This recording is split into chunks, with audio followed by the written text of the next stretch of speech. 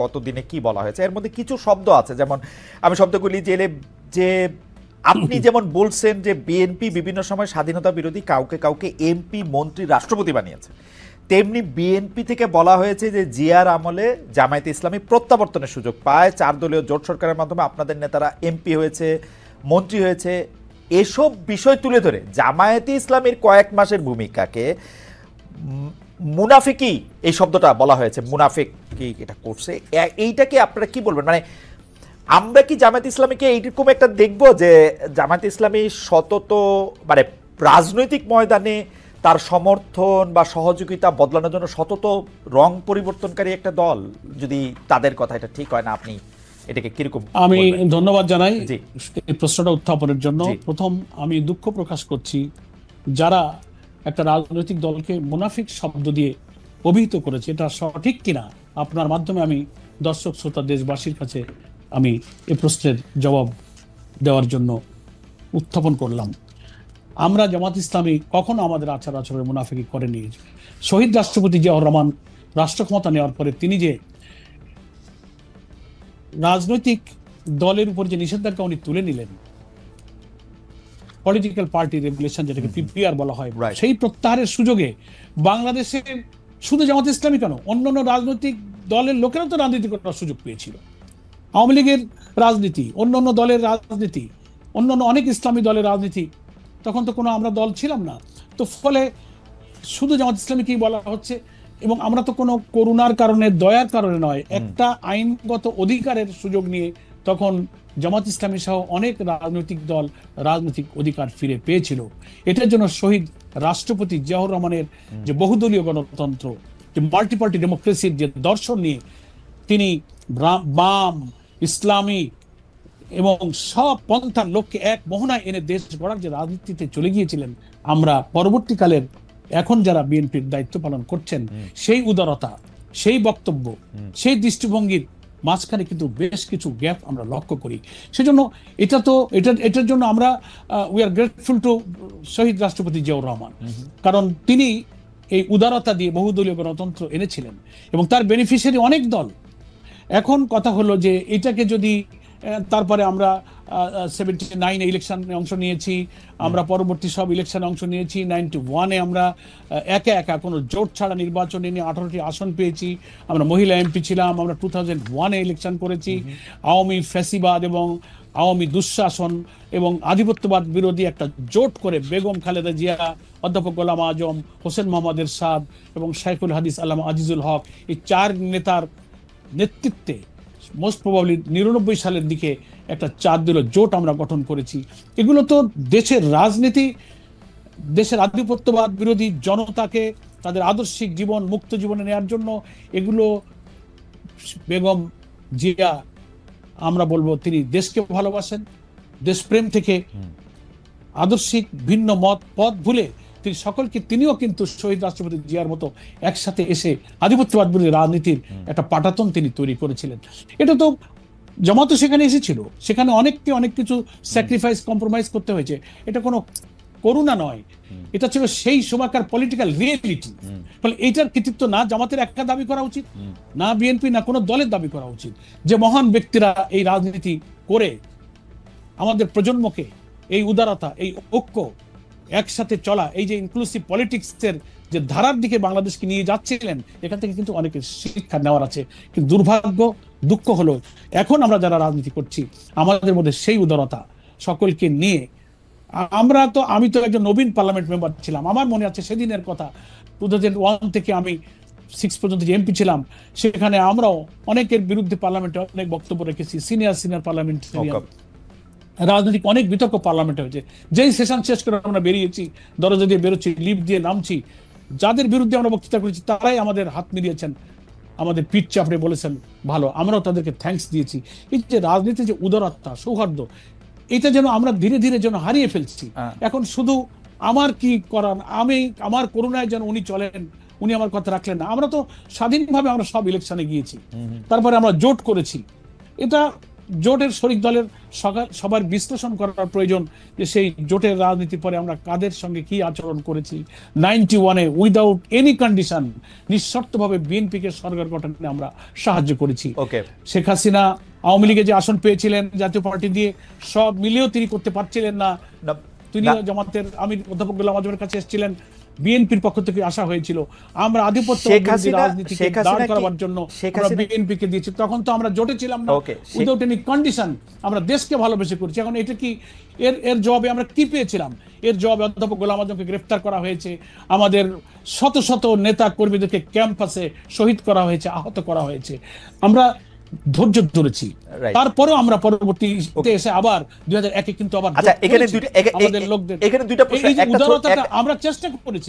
তেমনি আমাদের সকলের এই উদারতার চেষ্টা থাকলে রাজনীতিতে সহমর্মিতা থাকবে এবং সবাইকে নিয়ে চলার মতো একটা রাজনীতির ধারা কিন্তু বাংলাদেশে তৈরি হবে। খালিদ ভাই, আমার কাছে মনে হয় যে একটা জিনিস শুধু একটু বলা, যে শেখ হাসিনা গোলাম আজমের কাছে গিয়েছিলেন, এটা আপনি বললেন, মানে শেখ হাসিনা কি গোলাম আজমের কাছে গিয়েছিলেন? না, শেখ হাসিনা না, তার প্রতিনিধি গিয়েছেন। ওকে, সেকেন্ড প্রশ্ন হচ্ছে যে আমরা জামায়াতে ইসলামের ক্ষেত্রে যে যেমন ধরেন আগামী নির্বাচনে আপনি বলছেন ইসলামী রাষ্ট্র কায়েমে সবাইকে ঐক্যবদ্ধ হতে হবে, ইসলামী রাষ্ট্র। এখন ঘটনা হইতেছে হচ্ছে যে জামায়াতে ইসলামী রাষ্ট্রের কথা বলে, ইসলামী আদর্শের কথা বলে, কিন্তু আবার অনেকে এই প্রশ্ন করেন যে আপনারা যখন বিএনপির সাথে জোটবদ্ধ হন, শেখ হাসিনার সাথে একসাথে আন্দোলন করেন, তখন আপনারা আবার নারী নেতৃত্ব মেনে নেন। এইটা আপনাদের এটা দ্বৈত অবস্থান কিনা, মানে ক্ষমতায় যাওয়ার জন্য বা ক্ষমতার পাশাপাশি থাকার জন্য এইটা আপনাদের একটা ডাবল স্ট্যান্ডার্ড কিনা? না, আমি খুব সুন্দর কথা বলেন। আমি আপনার মাধ্যমে এই কথাটা আবার দেশবাসী এবং দুনিয়াবাসীর কাছে পরিষ্কার করার সুযোগ পেলাম। নারী নেতৃত্ব মেনে নেন, আক্ষরিক অর্থে এই কথাটা আমাদের ক্ষেত্রে প্রযোজ্য নয়। কারণ নারী নেতৃত্ব মানে কি, জামাত ইসলামের আমির তো কোনো নারী না, আমাদের আমিরটা একজন পুরুষ।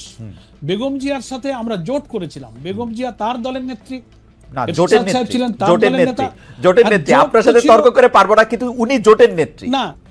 তা জোটের নেত্রী মানে চারটা দলের যে জোট, সেই জোটের তিনি প্রধান নেত্রী।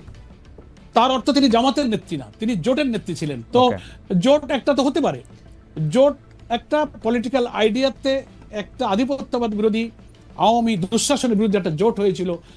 তার দলের নেতা নেত্রী তিনি আলাদা থাকবেন এবং তিনি ব্যক্তি বেগম জিয়া হিসেবে নয়, বিএনপির চিফ হিসেবে তিনি দলের প্রধান হয়েছেন। উনি ওখানে যদি কোনো পুরুষ থাকতো তিনি ওই জোটের প্রধান হতেন। সেজন্য নারী নেতৃত্ব তো বিএনপি মেনে নিয়েছে, আমাদের নেতা তো পুরুষ। এই জন্য এই কনফিউশনটা অনেকে তৈরি করার চেষ্টা করে। আমরা তো বিএনপি আপনারা যখন জোট করেছেন খালেদা জিয়া আপনাদের নেতা ছিলেন না? না, খালেদা জিয়ার কথা আমাদের দল চলেনি। জোটের কর্মসূচি, কম্বাইন্ড কর্মসূচিতে আমরা খালেদা জিয়া ঠিক করে দিয়েছেন না আপনারা কত আসনে নির্বাচন করবেন, বিএনপি কত আসনে নির্বাচন করবেন? না, আমরা সবাই মিলে করেছি, কেউ একক সিদ্ধান্ত করেনি। আমরা যাদের সাথে জোট করেছি যখন কোনো সিদ্ধান্ত নিয়ে মতদ্বৈততা হয়েছে তখন খালেদা জিয়ার সিদ্ধান্তই প্রিভেল করে নাই। 4টে দল বা 8টা দল বা 20টা দলেরও জোট ছিল, দলের মধ্যে মত বিনিময় হয়েছে, আলোচনা হয়েছে। দলের মধ্যে যখন অধিকাংশের মত, মেজরিটি যখন মত দিয়েছে, সবাই সেটা মেনে নিয়েছে।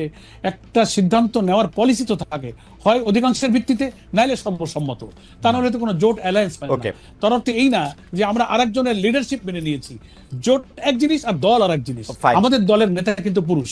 জামাতে ইসলামীর আমিরে জামায়াত এবং সেক্রেটারি জেনারেল তারা দুইজন বেগম খালেদা জিয়ার প্রধানমন্ত্রীত্বে, মন্ত্রিসভায় সভাপতিত্বে বসেছেন না? সেটা সরকার, সেটা কোনো দল নয়, গভর্নমেন্ট। একটা গভর্নমেন্ট রাষ্ট্র পরিচালনা, তারা মেজরিটি পেয়েছে, সরকারের প্রধান হয়ে গেছে, নারী ঠিক আছে, কিছু বলার নেই। আমরা তো সরকারের আনুগত্য করছি, ওই সরকারের অধীনে বসবাস করেছি, ওই সরকারের অধীনে আমাদের লোকেরা চাকরি করেছে, বেতন নিয়েছে। এটা গভর্নমেন্টের আনুগত্য এক জিনিস, আর দলের আনুগত্য মানে রাষ্ট্র পরিচালনায় যদি একজন নারী থাকেন, তিনি যদি থাকতে পারেন, তাহলে সেটা নিয়ে জামাতের কোনো ভিন্ন অবস্থান নাই। না, ইসলামের রাষ্ট্রের প্রধান নারী হবেন না, এটা হচ্ছে ইসলামী শরঈ বিধান। কিন্তু উনি যে রাষ্ট্রের প্রধানমন্ত্রী, ওটা তো ইসলামী রাষ্ট্র ছিল না। প্রধানমন্ত্রী হয়েছেন, রাষ্ট্র উনি চালাচ্ছেন। আমরা সেই দেশের নাগরিক হিসেবে মানে we are bound to ওবে the order, আমাদের মানতে হয়েছে। দলের প্রধান তো আমাদের পুরুষ, আর ইসলামে রাষ্ট্র শাসক যিনি নাম্বার 1 ব্যক্তি হবেন, সেখানে মহিলার ব্যাপারে না বলা হয়েছে। সেই ক্ষেত্রে জামাতে ইসলামী এটা মেনে নিচ্ছে, কারণ হচ্ছে যেহেতু বাংলাদেশ ইসলামিক রাষ্ট্র না, তাই তো? জি জি। তো বাংলাদেশ ইসলামিক রাষ্ট্র না হলে জামাত ইসলামিক একটি দল বা ইসলামিক একটি রাষ্ট্র কায়েম করতে চায়, সেটাকে একটু মানে কি বলবো, একটা দ্বৈত অবস্থান হচ্ছে কিনা?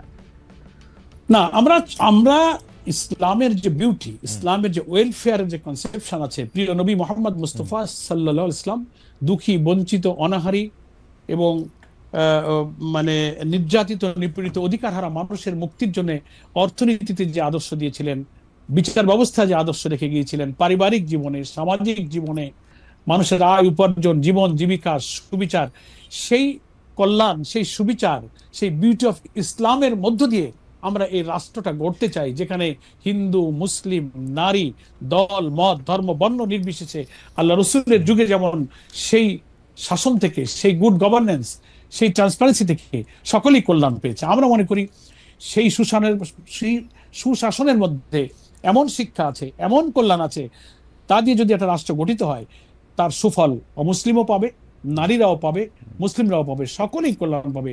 সূর্যের আলো যেমন সকলকে আলো দেয়, বাতাস যেমন সকলকে বাতাস দিয়ে বাঁচিয়ে রাখে, আল্লাহ তাআলার প্রদত্ত বিধানের ভিত্তিতে যে সুফল, যে কল্যাণ দেশের সব নাগরিক সমানভাবে ভোগ করবে।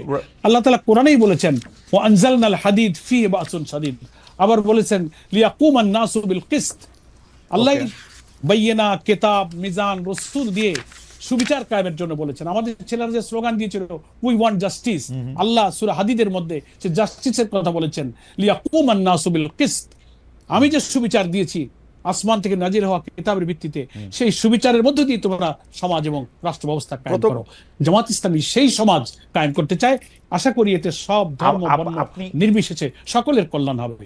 আপনি মনে করেন কিনা যে 1971 সালের যে 10ই এপ্রিল যে মুজিবনগর ঘোষণার কথা আপনি বলছিলেন, যেখানে আসলে বৈদ্যনাথ তকলা থেকে বা মুজিবনগর থেকে যে ঘোষণা এসেছিল, স্বাধীনতার ঘোষণা 1971 সালে, যেখানে সাম্য, মানবিক মর্যাদা এবং সামাজিক ন্যায় বিচারের কথা বলা হয়েছিল, যে সাম্য, মানবিক মর্যাদা এবং সামাজিক ন্যায় বিচারের একটাই মানে আমার কাছে, যে ধর্ম, বর্ণ, লিঙ্গ নির্বিশেষে সবার অধিকার এই রাষ্ট্রে সমান থাকবে। কিন্তু আপনি যে রাষ্ট্রের কথা বলছেন, সেই রাষ্ট্রের ক্ষেত্রে কি সবার অধিকার সমান থাকা সম্ভব? সমান আর সুবিচার, মানে আপনার আমরা তো সাম্যের কথা শুনলাম। সাম্য সবার ক্ষেত্রে কি সমান হবে? সাম্য মানে সমতা, আমি যা বুঝি আর কি, যতটুকু বাংলা বুঝি। না, সাম্যের অর্থটা আপনি বুঝবেন, আপনি সাংবাদিক, আপনি একজন ম্যাজিস্ট্রেসি জুডিশিয়ারি লোক। সাম্য হচ্ছে যার যেটা প্রয়োজন, সেই অধিকারের ততটুকু পাওয়ার অধিকার, প্রয়োজন সেটাই হচ্ছে সমান। আমি যার যেটুকু প্রাপ্য তাকে সেটুক বুঝে দাও। এই প্রাপ্যটা কে ঠিক করে দিবে? আমার ঘরে যে মানে কে ঠিক করে দিবে এটা, এই প্রাপ্য আমার